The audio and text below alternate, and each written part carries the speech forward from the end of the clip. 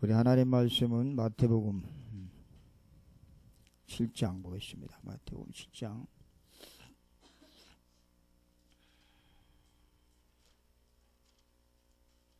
시작. 마태복음 7장입니다. 7장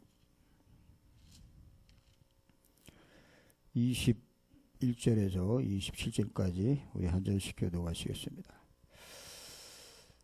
나더러 주여 주여 하는 자마다 다 천국에 들어갈 것이 아니요 다만 하늘에 계신 내 아버지의 뜻대로 행하는 자라야 들어가리라.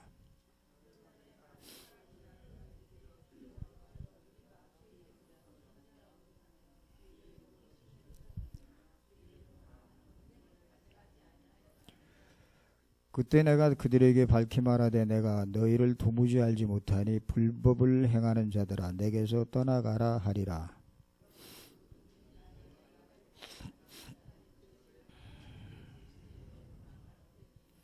비가 내리고 창수가 나고 바람이 불어 그 집에 부딪히되 무너지지 아니하나니 이는 주초를 반석 위에 놓은 까닭이요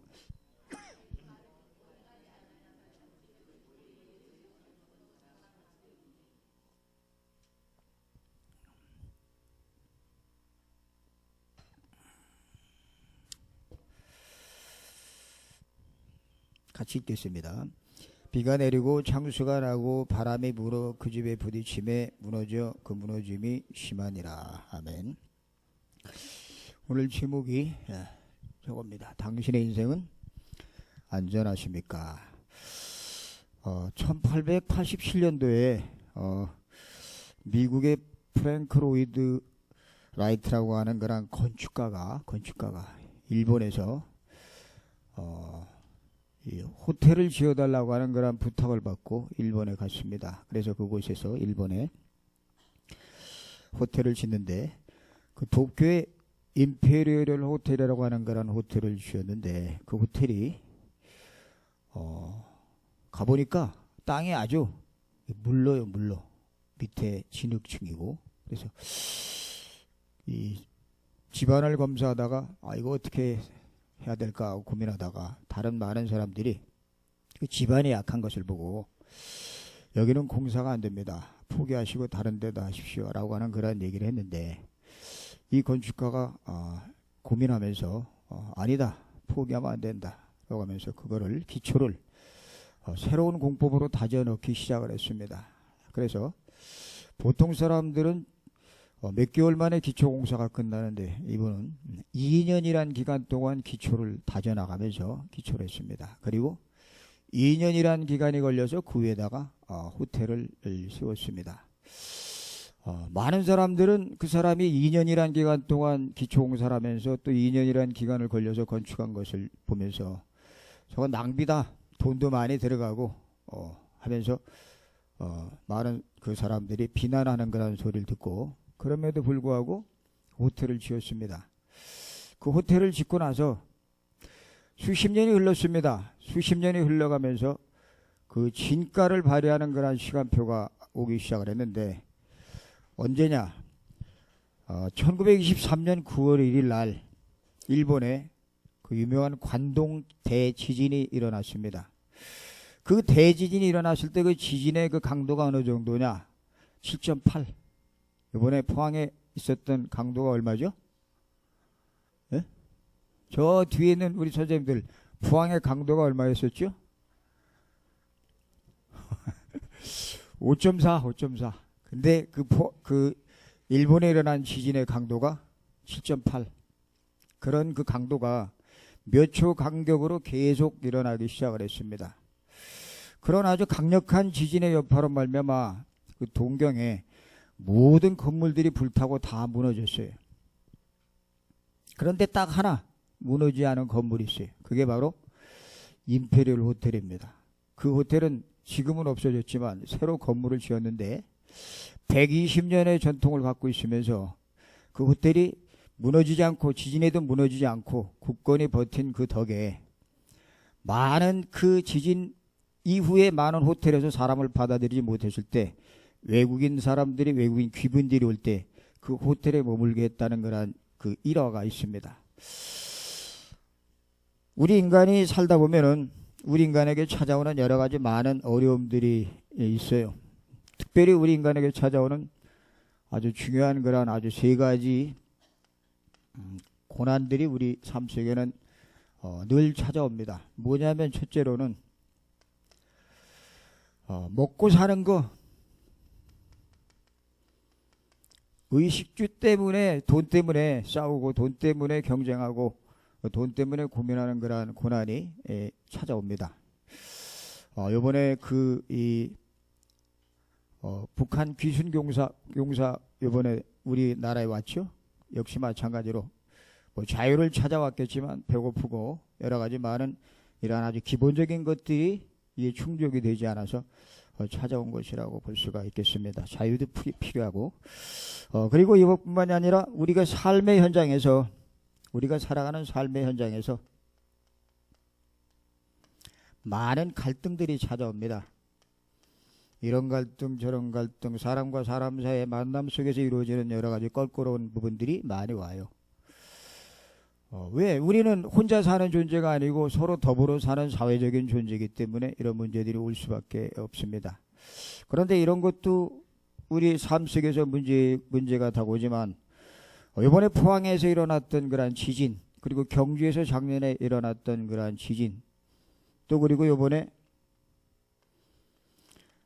그 아르헨티나에서 잠수함이 폭발해가지고 44명의 그 승조원이 숨진 그러한 사건들, 이런 예기치 않은 사건들, 뭐 세월호 같은 그러한 사건들, 우린 전혀 생각지도 않았는데 불시에 우리의 삶 속에 찾아오는 이러한 예기치 않은 사건들이 우리 삶 속에 따라옵니다. 뭐 천재지변도 있을 것이고 또 국가적으로 당하는 사건도 있을 것이고 개인적으로 가정에 또 그리고 집단에 그러한 당하는 사건들이 있을 것입니다.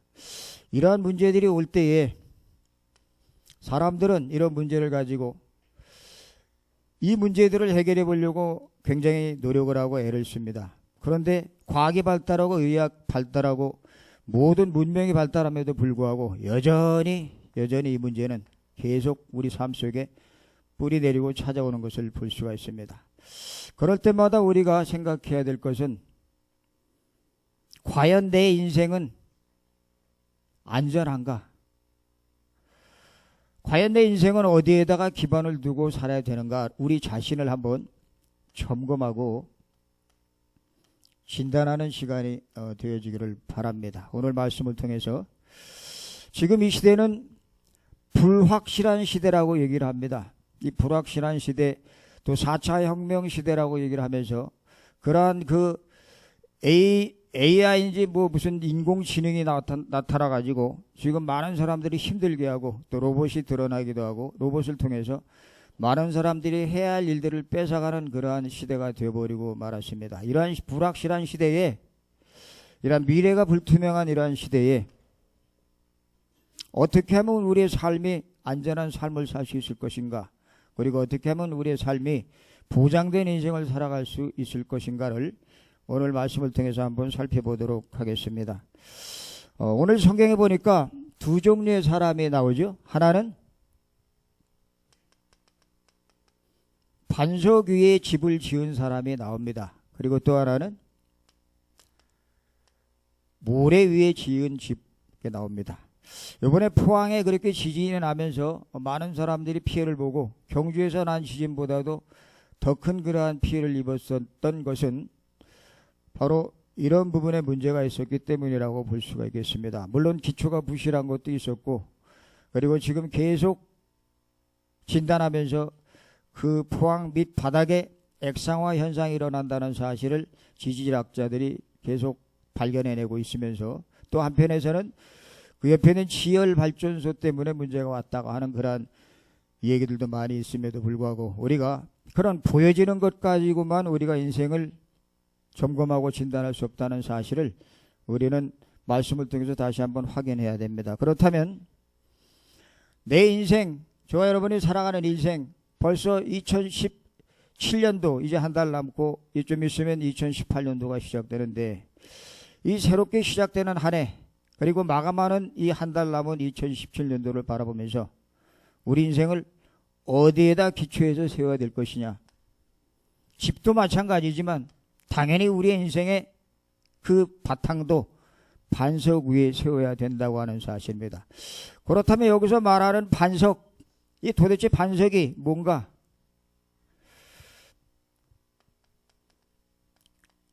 우린 이 땅에 살면서 한 번밖에 없는 생명을 우리는 부여받아서 살아가고 있습니다. 과연 나는 이 세상에 살면서 한 번밖에 없는 이 생명, 여기에 덧붙여서 하나님이 주시는 생명을 나는 소유하고 살아가고 있는가를 점검을 해야 됩니다. 우리가 살아가면서 많은 사람들이 육신의 생명을 가지고 살아갑니다. 그런데 하나님께서 우리에게 원하시는 생명은 육신의 생명뿐만이 아니라 거듭난 생명, 구원받은 생명을 우리에게 원하고 있습니다. 우리 인간은 이 땅에 살면서 우리의 힘으로, 우리의 노력으로 이 구원, 거듭남을 얻을 수가 없어요. 그래서 우리 인간을 가리켜서 전적 타락한 인간이다 라고 말합니다. 전혀 우리의 노력으로, 우리의 열심으로, 우리의 애씀으로 이 구원을 얻을 수가 없습니다. 성경은 이 사실을 계속 반복해서 얘기를 하고 있습니다. 너희가 생명을 얻었냐? 너희가 구원받았느냐? 너희가 거듭났느냐? 다시 태어났느냐라는 사실을 계속 확인시켜가고 있습니다. 우린 이 땅에 살다가 이 구원받은 이 생명을 얻지 못한 사람들은 육신에 주어진 생명을 가지고 살다가 두 번째 죽음에 처하게 됩니다. 그걸 지옥이라 그래요. 영원한 지옥, 둘째 사망에 처하게 됩니다. 하나는 우리가 이 땅에 살면서 이 둘째 사망에 떨어지는 것을 원치 않으시기 때문에 우리에게 거듭난 생명, 새로운 생명을 주시기를 원하고 있습니다. 성경에 보니까 어떤 그 재물이 많은 부자가 나옵니다.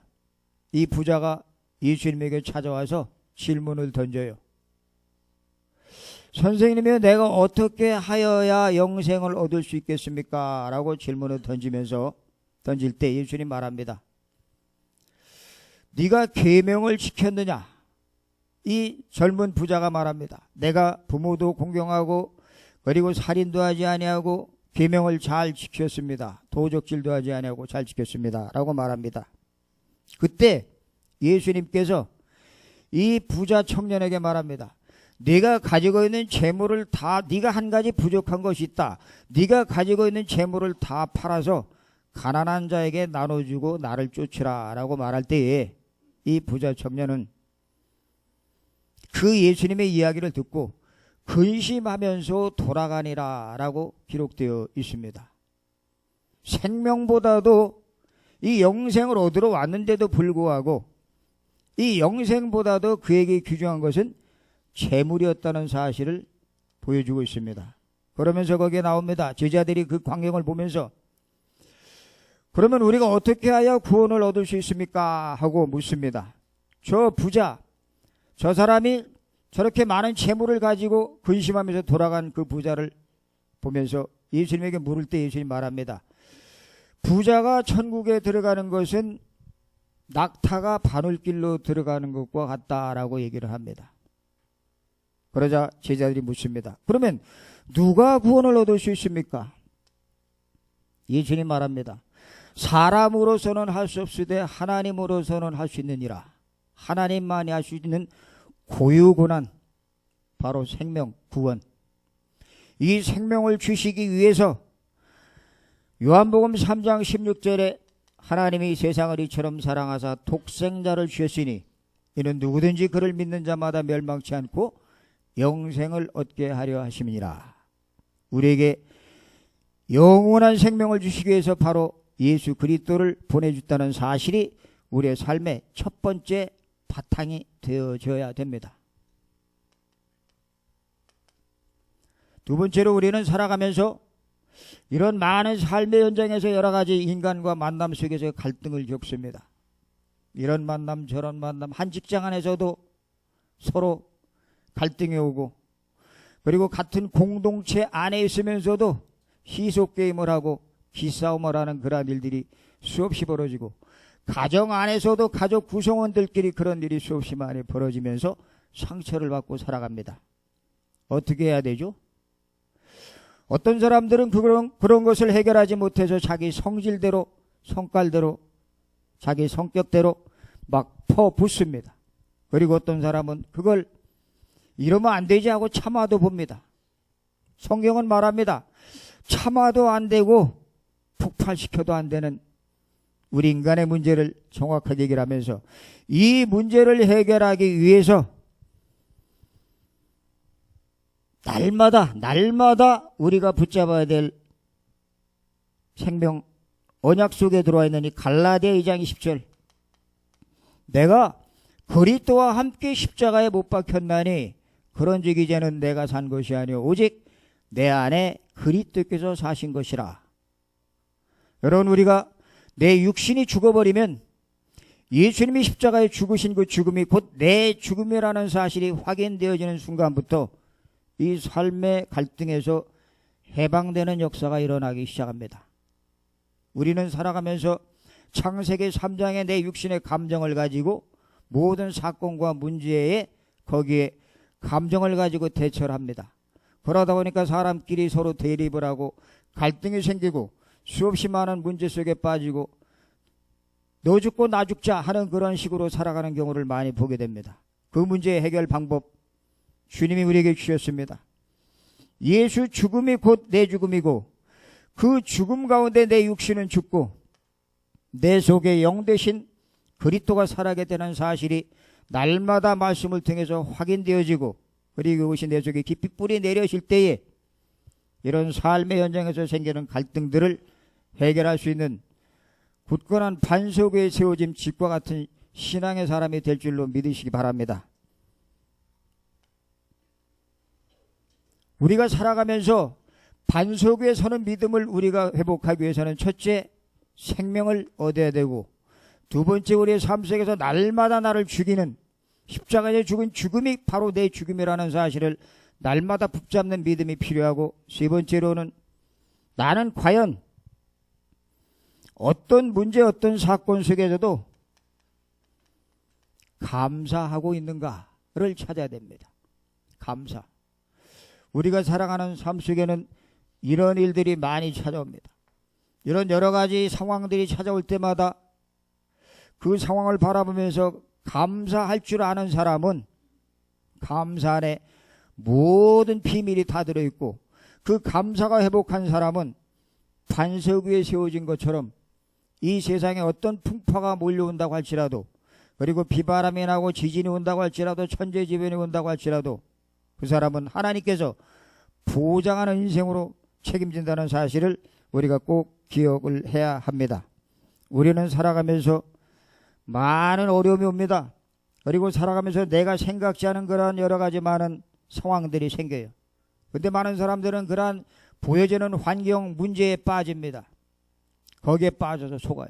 그런데 우리가 과연 내 믿음이 반석 위에 굳게 서 있나를 확인하려면, 과연 내가 구원받은 생명이 맞는가, 나는 오늘 죽어도 하늘나라 갈 수 있는 믿음이 있는가를 확인해야 되고, 그리고 문제 속에서 과연 그 문제에 내가 부딪히지 않고 문제 속에서 내 육은 죽고 영 대신 그리스도와 내가 함께 살고 있는 그런 신분인가를 늘 확인하면서 감사가 회복되어져야 됩니다. 감사. 첫째, 뭘 감사해야 되죠? 여러분이 여러분 스스로를 바라보면서 감사해야 됩니다. 스스로. 나 스스로. 아니, 나같이 못난 사람 내가 나를 바라보면서 감사할 수 있느냐? 하나님이 저와 여러분을 이 땅에 출생하게 하셨을 때에 대한민국에 김씨, 이씨, 박씨 집안에 출생하게 하셨을 때에 하나님은 절대적인 계획이 계셔서 그 집안에서 출생하게 하신 것입니다. 그리고 내가 원치 않는 그러한 부모를 만나서 내가 원치 않는 그러한 가정 배경 속에서 성장한 그 성장 배경, 하나님이 허락하신 것입니다. 우리는 때때로 생각합니다. 내가 왜 저런 부모를 만나서, 내가 왜 저런 집안에 태어나서 라고 자기의 환경을 원망하고 자기의 처지와 형편을 원망할 때가 많이 있습니다. 그리고 자기를 뜯어 고쳐보려고 합니다. 안 돼요. 절대 할 수 없는 일들을 가지고 우리는 도전합니다. 그게 안 되니까 외적인 면을 고쳐보려고 합니다. 있는 그대의 모습을 가지고 사랑하시기를 바랍니다. 자기에 있는 그대의 모습을 사랑하지 못하니까 뜯어 고쳐요. 저 뒤에 있는 우리 김 집사님은 2번 고쳤어. 앞으로 또 몇 번 고칠지 몰라 이제. 한국을 가리켜서 말합니다. 성형공화국이라고. 수많은 사람들이 자기 외모에 굉장히 피해를 느끼면서 외모도 스펙이라는 사실을 알고 자꾸 뜯어 고칩니다. 서울에 가면 5분의 1의 그 여자들이 전부 성형수술 한 번씩 했다 그래요. 자기 얼굴이 아니에요. 자기 얼굴. 왜 그렇죠? 원래 하나님이 나에게 주신 그 모습을 사랑하지 않기 때문에 그래요. 하나님은 저에게 하나님의 계획이 있어서 그 모양 그대로 태어나게 하셨습니다. 왜 나를 이런 집안에 태어나게 하셨는가? 왜 나를 이런 환경에 두셨는가 하고 사람들은 환경을 원망하고 부모를 원망하고 형편과 처지를 원망할 때가 많이 있습니다. 그러나 하나님께서는 우리에게 생명을 주시고 문제와 사건이 생길 때 그 문제의 사건을 해결할 수 있는 방법도 알려주실 뿐만이 아니라 내 삶 속에서 내가 어찌할 수 없는 절대적인 환경에 빠진 나를 바라보면서 뭐하라고요? 감사하라고 하십니다. 감사. 성경에 말합니다. 감사함으로 받으면 버릴 것이 없나니. 그래요. 감사함으로 받으면 하나도 버릴 것이 없는데 내 것을 다 버리고 다른 것으로 덧씌우려고 하는 그러한 시대가 되어버리고 말았어요. 우리는 반석 위에 세워진 집이 맞는가? 그리고 내 인생은 정말 하나님 보장하는 인생이 맞는가? 그리고 내가 살아가면서 생기는 여러 가지 많은 문제를 나는 과연 어떻게 그 문제에 대처하고 있는가? 그리고 내가 바꿀 수 없는 절대적인 그러한 환경을 나는 어떻게 그것에 감사하고 있는가? 이것이 되어질 때 비록 적은 것들이지만 몇 가지 안 되는 것들이지만 이것들이 여러분 삶 속에 깊이 각인되어지고 바탕되어질 때 여러분의 삶을 하나님께서 반석 같은 인생이라고 인정하실 것입니다. 그럼 반대로 모래 위에 세워진 집은 뭐냐? 모래 위에 지어진 집은 흔들리는 인생입니다. 지진이 일어나니까 이번에 많은 포항에 있는 학교, 교회 건물들이 흔들려서 무너졌습니다. 흔들리는 인생, 부실공사에 빠질 수밖에 없는 부실공사했던 그러한 인생은 뭐냐? 세상 행복에 기준을 둔 인생들이, 세상 행복의 기준을 둔. 사람들은 이 세상 살아나가면서 하나님을 찾질 않습니다. 그리고 하나님을 믿지를 않습니다. 성경에 보니까 이 세상 신이 믿지 않는 자들의 마음을 혼미케 하여 그리스도의 영광의 복음의 광채가 비치지 못하게 함이니 그랬어요. 이 세상 신 마귀가 믿지 않는 사람들의 마음을 혼미하게 만듭니다. 혼미하게. 그래서 이 복음의 광채를 비추지 못하게 방해하는데 그 속에 빠져서 사람들이 자기 마음에 하나님 두기를 싫어합니다. 그걸 보고 뭐라 그래요? 유기된 인생이라고. 유기된 인생. 이게 모래 위에 세워진 인생입니다. 이 사람들의 특징은 열심히 삽니다. 노력을 합니다.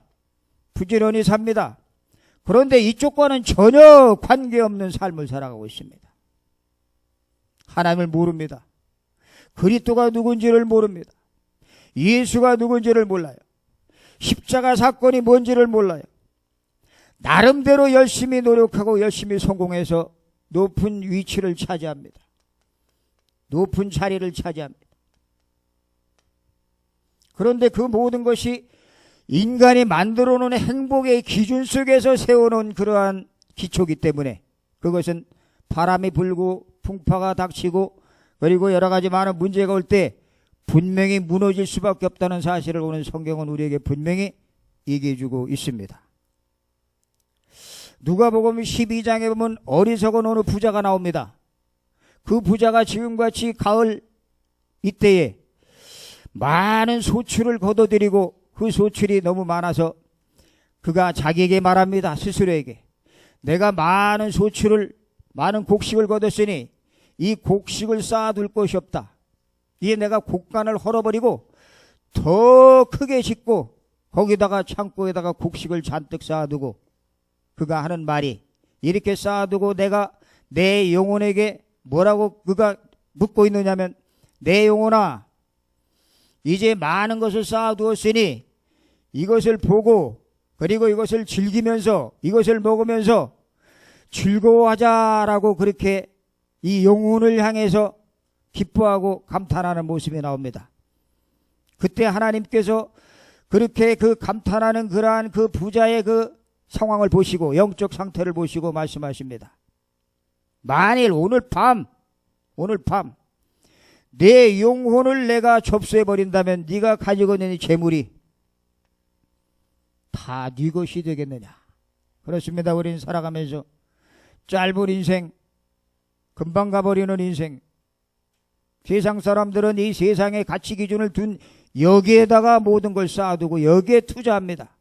여기에 노력을 쏟아붓습니다. 여기에 열심을 냅니다. 결국은 다 무너질 것들인데 여기에다가 모든 것을 투자하는 사람들을 우리가 볼 수 있습니다. 엊그저께 시험 봤던 수능고사 봤던 59만의 학생들 세상 기준에 물들어가지고 그들이 여기에 경쟁에 치우치고 있습니다. 그리고 많은 사람들이 전문인들이 살아가면서 전부 이쪽에다가 초점을 맞추고 있어요. 다행히 우리 한빛병원은 여기에 초점 맞추지 않고 이 반석 위에 서서 앞으로 이 속에 있는 사람들을 건지는 귀한 사역을 하기 위해서 이렇게 매주마다 모여서 예배드린다는 사실 굉장히 귀한 사건입니다. 하나님 보실 때 너무나 귀중하게 보시는 사건입니다. 보이는 것에 사람들은 치중합니다. 나타난 것에 가변적인 것에 사람들은 치중합니다. 그런 것들은 다 무너지는 거예요. 여기 있는 것들은 전부 다 상대적인 것입니다. 절대적인 것에 우리가 가치 기준을 둘 때에 우리 인생이 정말 안전한 인생, 하나님 보장하는 인생이 될 줄로 믿으시기를 바랍니다. 그렇다면 여기서 말하고 있는 반석 위에 집을 짓는 자는 지혜로운 자 같다. 반석 위에 집을 짓는 자는 창수가 나고 바람이 나도 무너지지 않는다 했더니 반석이 도대체 뭐냐? 고린도전서 10장 4절에 말씀합니다. 예수 그리스도는 반석이라. 반석은 곧 그리스도라. 그렇습니다. 그리스도가 반석이 그리스도 반석. 집을 지을 때는 기초를 든든하게 지어서 만들어서 집을 지어야 되지만 우리 인생의 기초는 반석 대신 그리스도의 위에 세워져야 됩니다. 그러면 그리스도가 무슨 말이죠? 하나님이 사람의 몸을 입고 이 땅에 오신 분이 바로 그리스도입니다. 하나님이 사람의 몸을 입고 이 땅에 오셔야 될 만큼 우리 인생의 문제가 심각한 문제가 잡혀 있습니다. 인간은 여기서 나 중심 그리고 내 욕구, 내 동기를 채우려고 몸부림을 칩니다. 그 인생이 왜 이렇게 이 세상권 모래 위에 여기다 탑을 쌓고 있느냐? 자기의 본질을 잃어버렸어요. 본질.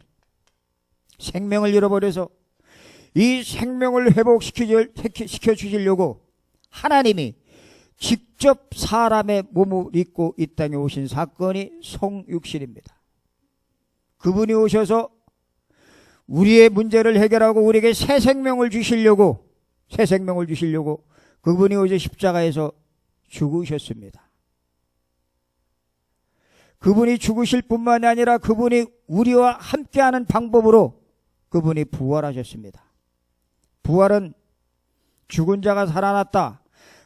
부활은 곧 그분이 하나님이다. 그런 의미도 있지만 부활하지 않으면 저와 여러분과 함께할 수가 없어요. 이 세상에 부활하신 분은 예수 그리스도 한 분밖에 없습니다. 부활해야 우리와 함께할 수가 있습니다. 우리와 함께하는 방법. 육신을 가지고 있을 때는 3년 동안 제자들과 함께하면서 다녔습니다.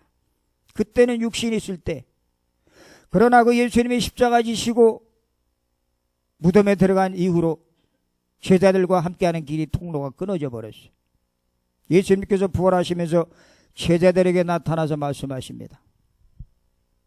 요한복음 14장 16, 17 내가 아버지께 구하겠으니 그가 또 다른 보혜사를 너에게 주사 영원토록 너희와 함께 있게 하리니 저는 진리영이라 세상은 능히 저를 보지도 못하고 알지도 못함이라 그러나 너희는 저를 아나니 저는 너희와 함께 거하시며 함께 너희 속에 계시겠습니다. 예수님이 우리 속에 들어오는 방법 부활. 이 반석 되신 예수 그리스도 바로 이분이 우리 속에 계실 때 우리 인생은 완전하고 안전한 인생 그리고 미래가 보장된 인생으로 바뀌게 되는 줄로 믿으시 바랍니다. 오늘 성경에 보니까 주여 주여 하는 자마다 다 천국에 들어갈 것이 아니라 말합니다. 그러면서 말합니다. 그날에 많은 사람의 나더러 이르되 주여 주여 우리가 주의 이름으로 선지자 노릇하며 주의 이름으로 귀신을 쫓아내며 주의 이름으로 많은 권능을 행하지 아니하였나이까. 귀신도 쫓아낼 수 있습니다. 그리고 권능을 행할 수 있습니다. 그리고 많은 병자들도 고칠 수 있어요. 그러나 이들을 향해서 말합니다. 불법을 행하는 자들아 그리스도가 누군지 정확하게 알지 못하고 행하는 모든 행위들은 불법이라고 얘기를 하고 있습니다. 자기 중심으로 내 동기로 내 마음으로 행하는 행위 주인으로 모시지 않고 내 마음대로 행하는 모든 행위는 불법입니다. 이분이 우리의 주인이 되기 위해서 우리 속에 들어오셨습니다. 우리와 함께 계셔서 이분이 부활하셨습니다. 이 부활하신 이 그리스도의 영이 지금 저와 여러분과 함께 하시는 줄로 믿으시기 바랍니다. 시편 62편 6절에 그런 말씀이 있습니다. 오직 저만 나의 반석이시오 나의 구원이시오 나의 산성이시니 내가 요동치 아니하리로다. 이 축복이 저와 여러분에게 날마다 확인되어지기를 주의 이름으로 축원합니다. 하나님 감사합니다. 오늘도 짧은 시간이지만 저희들 또 이렇게 잠깐 시간을 내어서 말씀을 통해서 우리가 우리의 신앙을 다시 한번 점검해 봤습니다. 우리 인생이 어디에 기초를 두고 있는지 다시 한번 확인했습니다. 주님 우리에게 은혜를 주셔서 그리스도 안에 반석의 굳건히 세워진 그러한 삶이 되어지게 주님께서 축복하여 주시옵소서. 그래서 세상의 유혹에 빠지지 않고 또 세상 풍파에 휩쓸리지 않고 오로지 예수 그리스도만이 우리의 삶의 근거가 되고 기초가 되게 도와주옵소서. 감사의 예수 그리스도 이름으로 기도드리옵나이다. 아멘.